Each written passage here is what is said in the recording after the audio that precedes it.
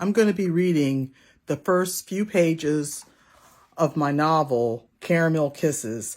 This is a later in life romance. Both the hero and heroine are almost 70 years old. So it's never too, you can never be too old or be too late to fall in love. So this is the way it looks inside.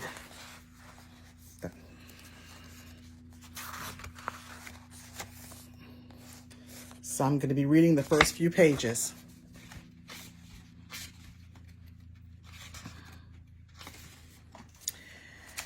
Mimi didn't deserve this. Heck, nobody did. But especially not Mimi. Not his Mimi. Michael Gray fingered the crisp white sheet before sliding his hand underneath and grasping her wrinkled fingers. He gripped the railing of the hospice bed with his other hand. He sniffed. The vivid sense of rubbing alcohol and antiseptic filled the air as he studied her small chest barely moving. She breathed from the oxygen tubes through her nose. He briefly glanced at their wedding picture, which was displayed beside her bed.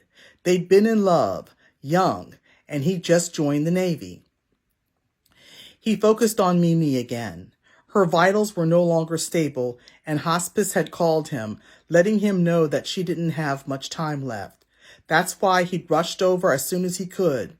He eased into the chair beside the bed and continued holding her hand. Her eyes fluttered open. Her dark brown eyes focused on him with unusual clarity. Michael, just hearing his name softly uttered from her sweet lips made his heart skip. Don't talk, Mimi. She barely nodded and closed her eyes. Her nut-brown skin looked a bit waxy and laugh lines fanned from her eyes. Up until a few months ago, his Mimi was always laughing, happy, talkative. She loved running the bakery with him, and she made a mean batch of candy. They'd often sold her candies right beside their baked goods in their privately owned bakery. Although they'd been married 40 years, she still shooed him from the kitchen whenever she made her candy. She still kept her recipe a secret from him after all these years. At 68, his Mimi would be breathing her last breath, passing on into heaven within the next few hours, according to hospice. Michael. She struggled to open her eyes again. The staff had warned him over the last few weeks that his Mimi would not be herself due to the level of medications that they were giving her. Honey, don't talk. Thankfully, her eyes closed again. He studied her, the memories rushing through his mind like warm sunshine. He recalled the first time he met Amelia Rose Sanderson. It was back in 1963, during the March for Civil Rights in Washington. They'd only been 16 years old, and he'd been enamored with her smooth brown skin and deep, soulful eyes. With her sultry voice full of courage, she told him she was called Mimi. As they fought for civil rights, he thought of her as his Mimi. They'd married 2 years later and had been together ever since. So many years, so many memories. They'd shared so much. He continued clutching her hand. Salty wetness slid down his cheeks. So many good years. He stood on his shaky legs and kissed her cheek. Yes, he'd spent most of his life with his Mimi. It had been a good marriage. His only regret was that they'd never been blessed with any children. He squeezed his eyes shut, unable to stop the stream of tears. He'd imagined his grief would be as raw as if he'd had children and grandchildren who loved Mimi too. Michael, she mumbled his name again. Listen to me. He lowered his ear toward her lips. Baby, I have baby. A baby?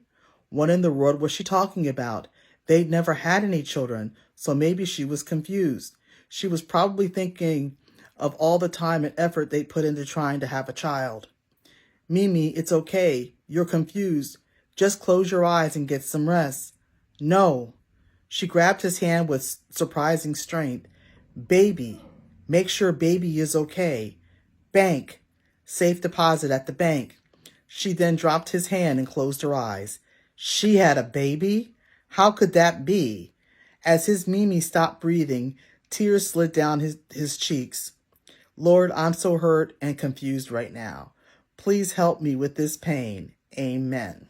If you want to know what happens next, read Caramel Kisses. In another video, I mentioned that he has to go and search for this baby who is now a grown woman. So that's where the actual story starts, with him searching. But you need to read what happens next. It's a mystery. So it's somewhat of a cozy, somewhat like a cozy mystery, sort of. But it's good. So thanks for listening to this video in its entirety.